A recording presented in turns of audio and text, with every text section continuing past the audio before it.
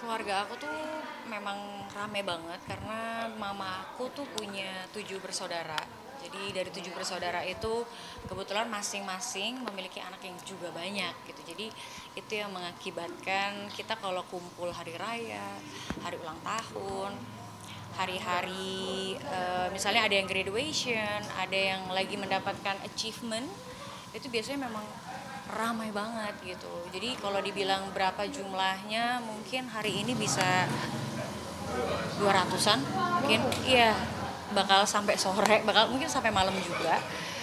Jadi biasanya ada kloter-kloternya nih, biasanya yang pagi-pagi, biasanya yang dari keluarga papa aku yang kebetulan non Kristiani. Biasanya memang karena nggak tahu kenapa ya, kayak emang udah jadi kebiasaan aja kalau pagi-pagi itu biasanya dari yang non Kristiani datang. Makin siang makin dari keluarga-keluarga yang inti, makin sore biasanya anak-anak muda dari sepupu-sepupu aku biasanya baru berdatangan gitu, karena mungkin paginya mereka ngerayain sama siapa-siapa dulu gitu, baru yang sorenya di rumah ini. Dan malamnya biasanya itu lebih kayak obrolan-obrolan di talk gitu biasanya kalau untuk Natal, karena kan kalau Natal itu bukan hanya perayaan selebrasi kelahiran Yesus, tapi biasanya Natal itu berdekatan dengan tahun baru. Jadi biasa obrolan-obrolan itu lebih kayak apa nih yang mau terjadi di tahun depan, siapa yang bakal nikah tahun depan, siapa yang bakal butuh perhatian keluarga lebih, siapa yang lagi mau merencanakan pendidikan, merencanakan hal-hal apa nih yang terjadi di tahun depan gitu. Jadi biasanya obrolannya kalau malam-malam lebih deep talk gitu. Kalau ritual atau ala kita ya lebih pilih Jakarta atau mungkin liburan, bakal liburan sama keluarga.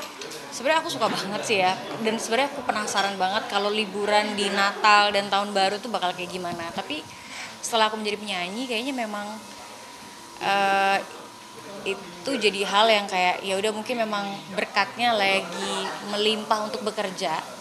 Jadi menurut aku ada waktunya aja gitu. Kayak di saat orang-orang lain lagi kerja, aku malah liburan. Ini sebenarnya ada kenikmatan tersendiri juga sih gitu. Tapi di tahun ini dan di tahun seperti biasanya di Natal, tahun baru, aku memang jarang sih ambil liburan gitu.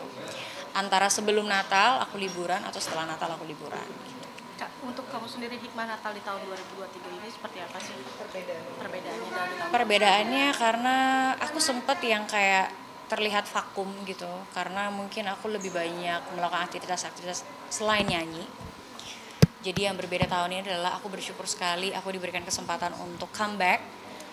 Dan comebacknya itu juga bukan hanya sekedar rilis lagu, tapi kali ini lagunya rilis bersamaan dengan cerita film yang aku suka banget, dengan pemain-pemain yang keren-keren banget. Jadi sebuah rasa syukur yang besar sekali menyanyikan sebuah lagu yang bukan hanya lagu yang ditempel gitu, tapi benar-benar lagu yang diberikan kesempatan untuk mendapatkan exposure yang bagus, mendapatkan perhatian yang bagus. Jadi aku bersyukur banget tahun ini nilainya lebih lebih rasa syukurnya berlimpah-limpah. Di tahun 2020 itu kan gelap banget ya buat aku sendiri sebagai penyanyi. Tahun 2021 itu kayak masih menjadi masa-masa yang membingungkan. Tahun 2022 itu lebih ke tahun yang masih merangkak gitu. Jadi di tahun 2023 ini rasanya udah kayak mulai berjalan dan berlari gitu. Dan aku senang banget. Aku excited banget sama tahun 2024. Ada banyak project-project yang direncanakan dengan cukup baik. Jadi nggak sabar sih untuk melihat apa yang akan terjadi di tahun 2024 gitu. Karena setelah bersyukur harusnya nggak cepet puas, nggak cepet kayak oh ya udahlah udah selesai. Pasti ini memotivasi aku juga untuk apalagi nih yang bisa aku berikan gitu sebagai penyanyi. Kalau bicara soal comeback gitu, mungkin ada cerita di belakangnya nggak sih akhirnya memutuskan untuk kembali aktif lagi gitu? Iya, aku sebenarnya sempet yang kayak agak-agak ragu dan hopeless gitu, karena aku mencari-cari lagu dan kayaknya belum ada yang klik gitu sama aku. Fun fact-nya adalah waktu aku pertama kali dengar lagu, aku tuh tadinya memang suka banget sama seriesnya. Terus tiba-tiba aku dihubungi dari tim sebuah label. Akhirnya diceritakanlah lagi bahwa MD lagi mencari penyanyi untuk Layang Putus the Movie gitu. Dan Waktu aku ditanyain mau atau enggak, aku belum balas karena aku masih kayak shock gitu, kayak hah, aku gitu. Dan tiba-tiba belum aku balas, aku langsung dikasih tahu kalau oke, kamu yang terpilih ya gitu, dan dikasih tahu beberapa alasannya. Iya, aku seneng banget karena emang udah cukup lama aku pengen comeback, cuman aku belum tahu caranya gimana untuk comeback. Karena rasanya kalau ngomong sekedar comeback tapi kayak nggak ada rencana atau nggak ada strategi yang bagus, menurut aku itu hanya akan jadi rilis lagu aja gitu. Setelah 6 tahun aku nggak mengeluarkan lagu, jadi aku pengennya bener-bener comeback itu ada sesuatu yang memang lebih ekstra lagi untuk dalam promosinya gitu. Apakah akan ada penampilan baru atau Hal baru yang akan ditampilkan untuk fans setelah comeback ini kan? Oh, setelah comeback ini, aku berjanji sebenarnya kenapa aku comeback juga karena sosial media aku tuh kayaknya isinya bener-bener kapan nyanyi lagi gitu. Jadi sebenarnya apa yang bisa aku berikan dan apa yang berbeda kayaknya tahun depan itu sebenarnya nggak terlalu direncanain, tapi karena rezekinya datang, akhirnya kita rencanakan dengan lebih serius. Jadi tadinya aku nggak pengen nyanyi lagu yang sedih-sedih, tapi tiba-tiba aku mendapatkan project-project yang keren-keren banget nih di tahun 2024. Jadi aku oke, kalau aku nyanyi lagu sedih, tapi nggak cuma sedih aja nih, harus ada sesuatu yang lebih gitu. Dan jadi di tahun 2024 itu akan banyak sekali kolaborasi, akan banyak hal-hal baru yang sebenarnya nyanyi lagu ballad dan sedih itu bukan lagu yang orang kenal dari Citra. Tapi ternyata dari lagu Pernah Singgah ini responnya bagus. Aku lihat FYP di sosial media dan aku seneng banget dengan responnya. Banyak orang udah mulai menyanyikan lagunya, banyak yang udah mulai cover, banyak yang juga udah mulai bikin video apapun back soundnya lagu Pernah Singgah. Jadi yang spesial adalah karena banyak kolaborasi dan mungkin akan lebih banyak lagu-lagu galau di tahun 2024 gitu. Dan sebenarnya ada juga lagu yang bahagia tapi dengan konsep yang ballad gitu. Kesulitannya apa sih Kak kamu dalam membawakan lagu yang baru ini Yang sedih ini ya, kesulitannya sebenarnya karena nggak sedih. Jadi karena aku nggak sedih tapi aku harus membawakan lagu yang sedih, itu cukup sulit buat aku. Karena biasanya kan orang kalau misalnya mau bikin lagu sedih, biasanya ada yang kayak wah lagi ngerasain ya Kak gitu. Sebenarnya kadang-kadang aku suka pura-pura juga kayak iya aku lagi ngerasain biar bener gak sih kelihatan sedih gitu. Tapi sebenarnya lama-lama aku juga pengen bilang kalau justru itu jadi tantangan yang seru dan unik ketika aku lagi nggak sedih, ketika aku lagi nggak ngerasain lirik ceritanya, tapi aku bisa membawakan lagu itu sedih.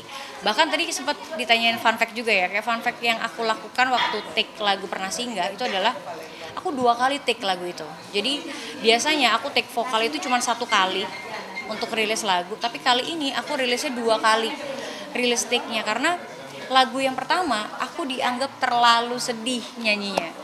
Sedangkan untuk memerankan dan menyuarakan hatinya si Kinan, aku harus sedih banget. Tapi sedihnya itu nggak boleh yang kayak lemah dan tersingkir karena sosok Kinan di film agak sedikit berbeda. Jadi lebih tangguh, lebih tegar, lebih kuat, harus menonjolkan bahwa oke, saya pernah kalah dan saya pernah gagal, tapi kekalahan itu tidak membunuh saya gitu. Jadi ternyata take yang pertama itu terlalu sedih, aku diharapkan untuk menyanyikannya lebih sedih yang hanya lirih gitu, lirih tapi tetap kuat. Itu sebenarnya susah banget karena aku bingung, jadi ini harus sedih atau enggak gitu. Tapi ya sampai akhirnya menemukan di take vokal yang kedua dan ternyata hasilnya production dari filmnya suka banget dan aku nggak nyangka banget pas aku nonton filmnya lagunya bukan ditaruh di credit title. Aku takut banget kayak aduh udah susah-susah bikin lagunya terus tahu-tahu ditaruhnya di credit title. Karena kebiasaan beberapa kali project aku juga kayak dijanjikan terus ternyata nggak di maksudnya cara orang untuk menghormati penyanyi soundtrack itu aku hargai banget di film Layangan Putus the Movie karena lagunya bener-bener di scene yang paling menampar, paling bagus dan paling keren. Jadi kalau seandainya nanti udah nggak tayang filmnya terus nanti akan jadi meme kayaknya tuh bakal jadi scene yang aku suka banget gitu untuk menunjukkan bahwa gua nggak kalah gitu. Bye bye kamu pelakor gitu. Kegiatannya apa? Selain comeback ini, kegiatan aku ada mengerjakan beberapa bisnis. Aku lagi memproses properti juga. Terus aku lagi coba-coba untuk bikin bisnis juga di luar, salah satunya Korea. Iya, aku berharap sih, karena kemarin aku sempat juga beberapa bulan untuk les Korea. Semoga di tahun 2024 juga proyeknya berjalan dengan baik. Karena nanti di pertengahan tahun 2024 itu aku akan mungkin sekitar 1 bulan atau 2 bulan aku bakal stay di Korea untuk merilis bisnisnya itu. Jadi tahun kemarin lagi bisnis dulu kan? Iya, jadi sebenarnya sebelum comeback itu aku lebih banyak mencoba-coba perbisnisan, dan karena aku berpikir bahwa aku pengen punya masa tua yang nyaman.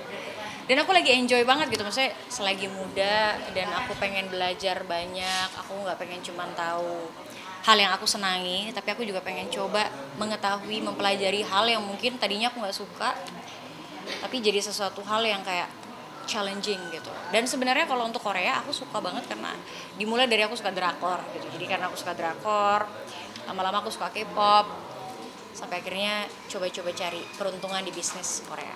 Bisnis apa Kak kalau boleh tahu Kak? Bisnis apa? Sebenarnya masih di bidang yang sama, masih tentang permusikan, dan rencananya juga jadi lebih ke kayak talent management gitu. Tapi aku juga mau belajar act performance juga di sana.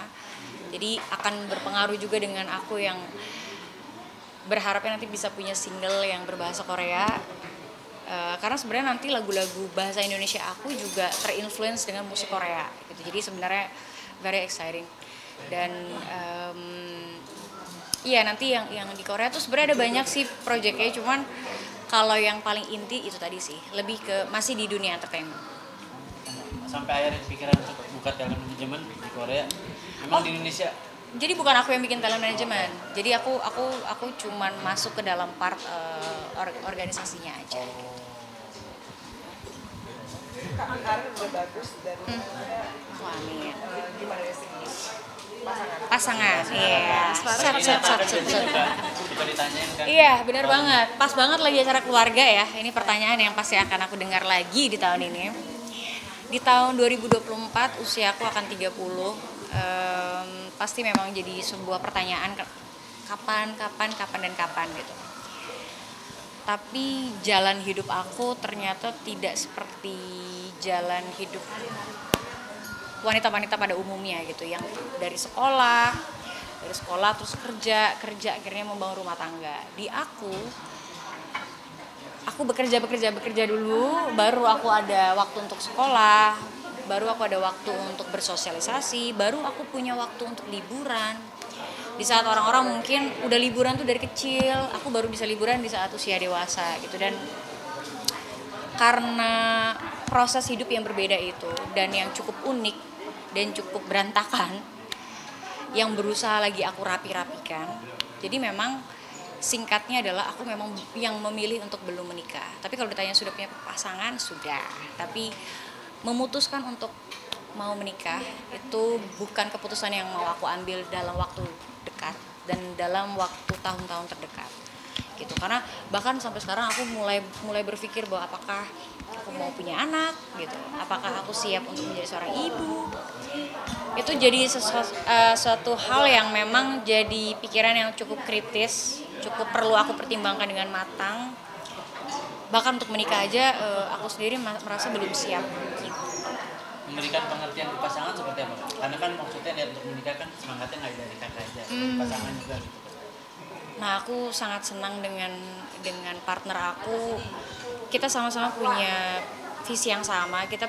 Cara kita melihat dunia, cara kita melihat hidup, cara kita melihat keluarga kita itu juga cukup sama. Jadi kebetulan aku malah mendapatkan dukungan penuh sih untuk meyakinkan bahwa kapan kita siap, kapan kita tunggu dulu.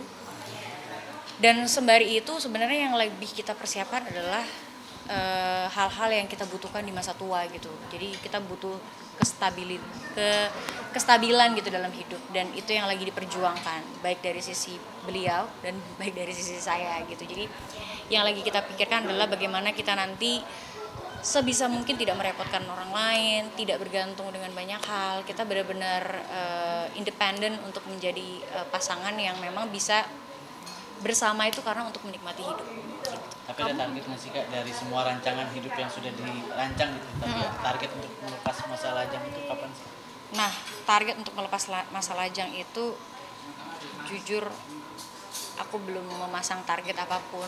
Aku belum bisa melihat kayak 5 tahun lagi kah, berapa tahun lagi kah, karena aku lagi enjoy banget untuk menikmati hidup aku untuk liburan gitu. Jadi kadang-kadang kalau aku udah punya, jadi kalau ditanya target, aku lebih ngeliat kayak tahun ini, bulan ini aku udah dapat masukan berapa ya, kira-kira negara mana nih yang mau aku datengin gitu. Jadi itu yang masih jadi target aku, dan tentu aku menikmatinya bersama partnerku gitu. Jadi aku nggak menikmati itu sendirian. Jadi kalau misalnya aku tiba-tiba nggak ada kabar, nggak posting apa-apa, sudah dipastikan aku sedang menikmati hidup, aku sedang bersenang-senang. Dan jadi kalau ditanya target, memang baru target tentang liburan sih yang lagi, karena aku pengen banget menjelajahi dunia. Aku sangat-sangat menantikan momen-momen untuk berkeliling, bukan di tempat-tempat yang kayak wah ini orang-orang pasti sering foto di sini nih. Justru aku mencari tempat-tempat yang hidden gem gitu.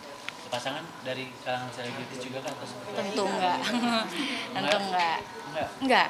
Oh. Udah berapa lama? Cukup lama ya, sekitar 5 tahun. Masya Allah. Iya. Tapi memang maksudnya tidak punya keinginan untuk punya pacar dari satu profesi Kak, atau seperti apa? Aku sangat berdoa semoga yang ini tepat ya. Ya, iya, aku sangat berharap. Aku pernah mencoba dengan yang di dunia entertainment, tapi ternyata untuk jiwa aku ternyata kurang cocok. Jadi kayaknya amit-amit kalau yang ini gagal pun, kayaknya aku menantikan untuk tidak bersama yang satu profesi. Gitu. Jadi aku sangat apa ya, attract sama orang yang memang beda dunia sama aku. Gitu. Karena di situ serunya gitu untuk kita melebur menjadi satu. Asik. Tapi pernah punya pengalaman pasangan satu profesi nggak sih Kak? Iya pernah, dan makanya tadi aku bilang kurang cocok buat aku.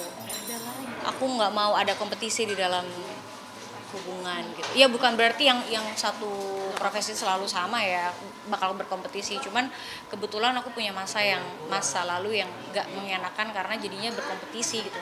Jadi kayak adu konten atau adu apa gitu, dan aku tuh jujur banget aku sangat lemah dalam perkontenan. Aku sangat I'm an old soul girl gitu. Jadi agak susah dengan dunia modern ini yang cepat banget berkembang dengan semua sosial media, dengan semua engagement, dengan semua orang yang jago-jago banget bikin konten. Jadi kalaupun aku menikmati hal-hal menyenangkan, biasanya malah nggak aku jadiin konten gitu, malah ya aku nikmatin aja gitu. Jadi agak susah ketika aku berhadapan dengan orang-orang yang ada di dunia entertainment, karena jujur punya temen yang dunia profesi yang sama aja kadang melelahkan gitu. Mungkin akunya aja sih yang salah, memang dari sisi aku sih, bukan dari sisi mereka yang memang gesit dan kreatif ya, tapi dari sisinya aku tuh memang agak cukup exhausted gitu. Jadi ketika aku punya pasangan, aku berharap aku punya tempat untuk rely on, tempat untuk aku bermanja-manja, tempat dimana aku nggak jadi alpha. Aku pengen banget. Sport apa sih Kak yang dari pasangan kamu